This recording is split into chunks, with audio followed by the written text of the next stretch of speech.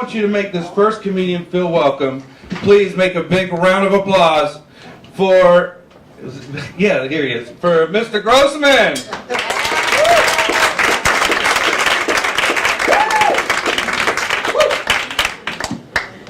Good evening, everyone. I'm Mike Grossman, be your comedian for the next several minutes. We'll see how things go.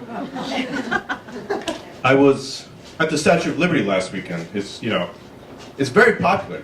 You'd think that if it's such a popular tourist attraction, they'd maybe build 2 or 3 more around the country. Cut down the lines.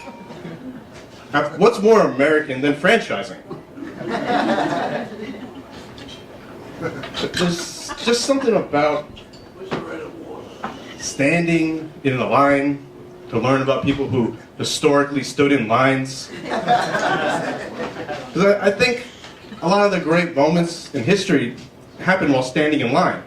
You just don't hear about it because history is always written by the people in the front of the line. The people in the middle of the line, they would get hit by bayonets, which is why it pays to wake up early. So I've been... What's your reason for getting up early? It just happens naturally, right? Because you have an innate fear to not get hit by those bayonets and make some history. I could tell. I've been watching a lot of Civil War documentaries because I want to be ready. We are a very divided country right now.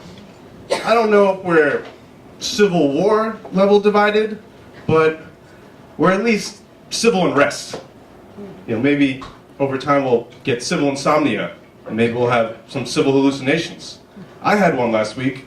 I think it was a porn star was suing our president, and I was rooting for the porn star. Trying to keep it civil. I realized that our President Trump, he's actually a failed steak salesman. And how hard is it to fail at selling a steak in America? I mean, half of America was built on steaks. If we opened up the walls of this building, we may find some steaks. Steaks are everywhere. Would you like a steak? You'd love a steak.